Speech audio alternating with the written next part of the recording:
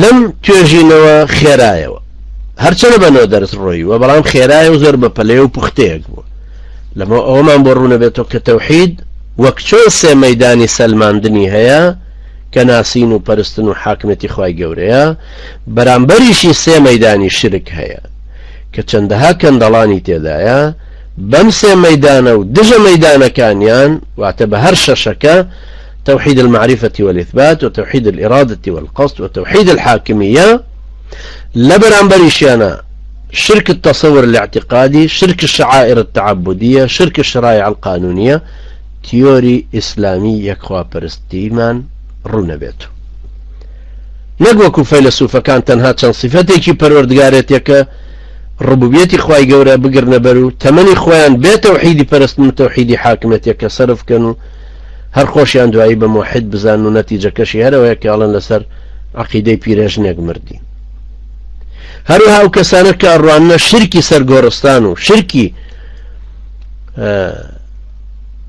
ئەو کەسانی کە غەیری خوای پەروەردگار هاوارەکەنێ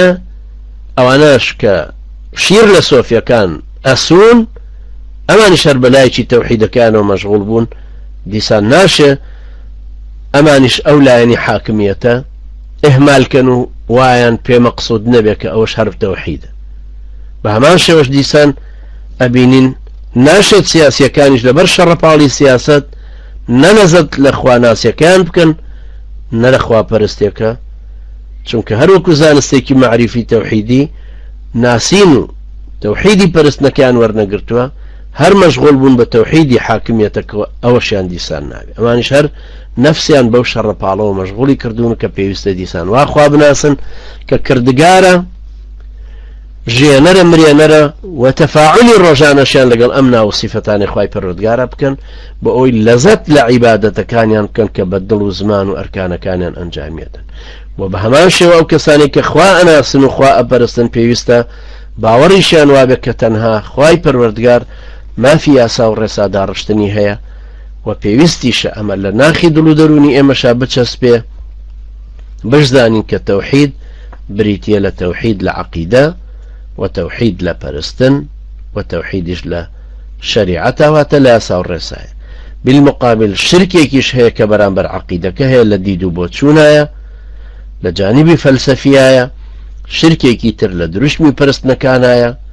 شرکێکی تریش لە یاسا و ڕێسایە هەیە کە ئاوا لە قورئانە تەوحید و شرک بەو شێوە بەرفراوانە گشتگیرە باسەکرێ پێویستە بەو شێوە باوەڕی پێبێنین ئەمە لایەنی تیۆری یەکخواناسیمانە خوای پەروەردگار ئێمەش و ئێوەش سەرکەوتوو بکە و یارمەتی دەرمان بێ بۆ قوڵبوونەوە و قاڵبوونەوە لەم تەوحیدە و تێگەیشتن بە شێوەیەکی ڕەسەنلی بۆی بتوانین ئەم تیۆریە معریفیە باش لە مێشکمانە بچەسپێ هەتاکو بتوانین لە وزەی ڕۆژانەمانە لە کارکردنی ڕۆژانەمانە بەگەڕی خین هەتاوەکو بتوانین ئومەتێکی لێ پێک بێنین کە بانگەوازە خواییەکەی هەڵگرتووە بۆ گۆڕانکاری کۆمەڵگەکە و بەرەو دارالئیسلام چوون کە ئینشاءڵڵا لە زنجیرە دەرسی داهاتووە بەردەوامە بین لەسەر ئەم دەرسە دێینە سەر تیۆری ئیسلامی لە کارکردنە ومێدوارم خوای پەروەردگار ئێمەش و ئێوەش سەرکەوتوو بکە أقول قولي هذا واستغفر الله لي ولكم وجزاكم الله خيرا وصلى الله على محمد وعلى آله وصحبه وسلم تسليما والسلام عليكم ورحمة الله وبركاته.